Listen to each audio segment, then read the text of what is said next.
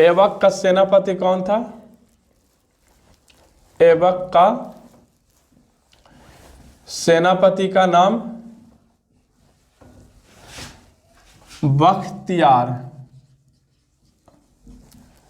बख्तियार खिलजी था। यहां पर लिख देते हैं, इसने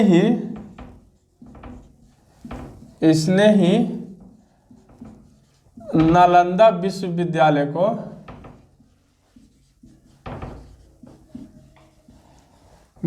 विश्वविद्यालय को जलाया था और इसने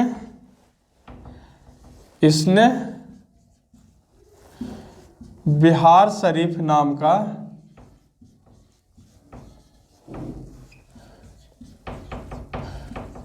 का एक शहर बसाया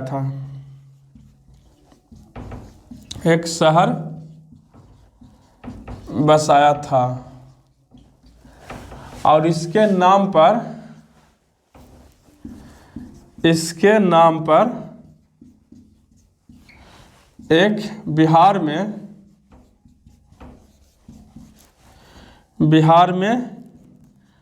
बिहार के पटना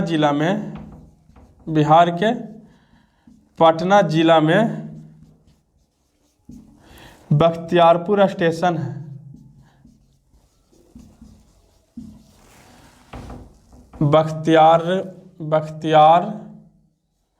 बख्तियारपुर स्टेशन है, रेलवे स्टेशन है। तो देखेंगे कि ऐबक का जो सेनापति था वह बख्तियार खिलजी था।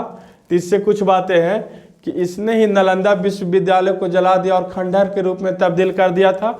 और इसने ही एक बिहार शरीफ नाम का शहर बसाया था, जो अभी है नालंदा डिस्ट्रिक्ट में बिहार है, उसको हम लोग बिहार शरीफ कहते हैं। तो इसने ही बिहार शरीफ नाम का एक शहर बसाया था। और बख्तियार खिलजी के ही नाम पर एक बख्तियारपुर स्टेशन है, जो पटना जिला में पड़ता है। पटना से मात्र 40 से 50 किलोमीटर की दूरी पर बख्तियारपुर एक रेलवे स्टेशन है, जिसका नामकरण बख्तियार खिलजी के नाम पर ही रखा गया है। तो ये तो गलत है कि साला जिसने नालंदा विश्वविद्यालय को, इतना बड़ा विश्वविद्यालय को तोड़ा, उसी के नाम पर बख्तियारपुर, इतना बड़ा शहर बख्तियारपुर है। और उसने एक शहर का नाम बसाया था, क्या?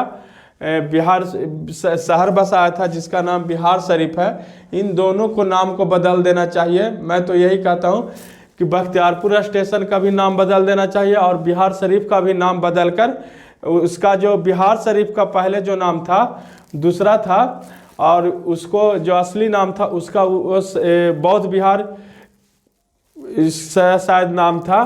तो इसका भी नाम चेंज कर देना चाहिए, बिहार शरीफ का भी नाम चेंज कर देना चाहिए, और इस बख्तियारपुर स्टेशन का भी नाम चेंज करके दूसरा नाम रखना चाहिए। क्योंकि इसने नालंदा विश्वविद्यालय को, जो उस समय का सबसे बड़ा विश्वविद्यालय था, जिसको इसने जलाया था।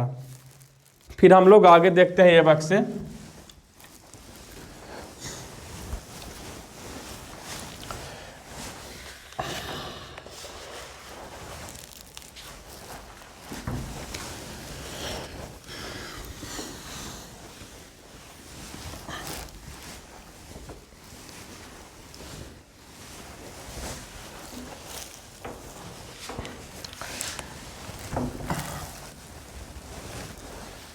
ऐबक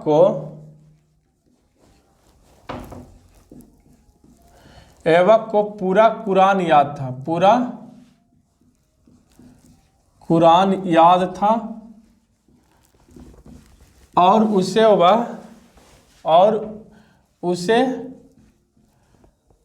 वह सुरीली आवाजों में सुनाता था। उसे कुरान को याद था,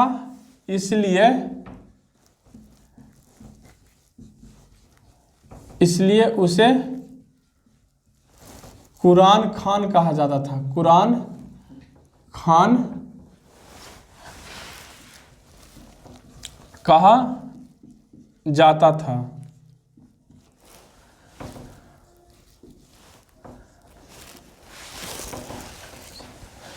यह गरीबों के प्रति, यह गरीबों के प्रति इसकी भावना उदारपूर्ण था। गरीबों के प्रति इसकी जो भावना थी, इसकी भावना उदार पूर्ण था।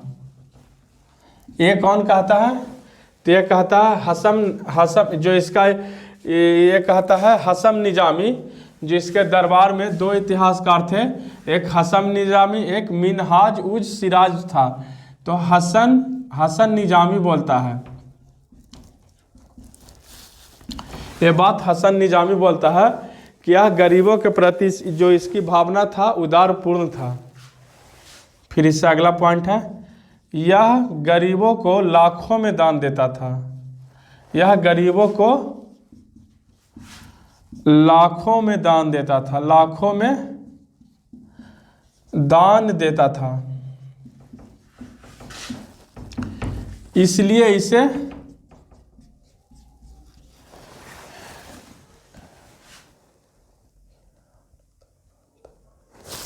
हाँ गलती हो, एक चीज़ छूट गया कि यह गरीबों के प्रति इसकी जो भावना थी उदारपूर्ण था। ये हसन निजामी कहता है, तो इसलिए इसको एक नाम दिया गया था, हातिम इसको नाम दिया गया था, गरीबों के हातिम, इसलिए इसको हातिम कहा जाता था, हातिम कहा जाता था। यहाँ पर ही था कि इसको पूरा कुरान याद था और उस कुरान को यह सुरीली आवाज़ों में सुनाता था, तो इसलिए इसे कुरान खान कहा गया। और यहाँ है कि गरीबों के प्रति इसकी जो भावना थी बहुत उदारपूर्ण था, इसलिए इसको क्या कहा गया? हातिम कहा गया। और यह गरीबों को लाखों में दान देता था, इसलिए इसे लाख बख्श भी कहा गया। गरीबों को यह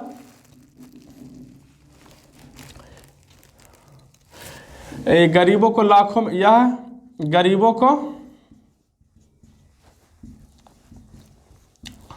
लाखों में दान देता था, लाखों में दान देता था, इसलिए इसे लाख बख्श कहा गया, लाख बख्श कहा गया।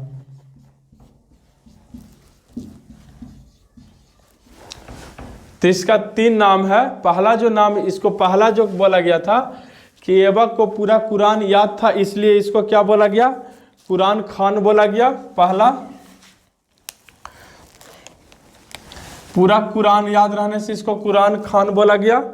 और यह गरीबों के प्रति इसकी जो भावना थी उदारपूर्ण था। यह जो इसके दरबार में हसन निजामी इतिहासकार था, उसने बोला था कि जो इसकी उदारता पूर्ण थी, यह गरीबों के प्रति इसका जो भावना था उदारपूर्ण था, इसलिए इसको हातिम कहा गया, दूसरा नाम। और यह गरीबों को लाखों में दान देता था, इसलिए इसको क्या कहा गया? लाख बख्श भी कहा गया। तो इसका 3 नाम था। इसका कुतुबुद्दीन ऐबक का 3 नाम था। कौन कौन? कुरान खान, हातिम और लाख बख्श। फिर इससे हम अगला पॉइंट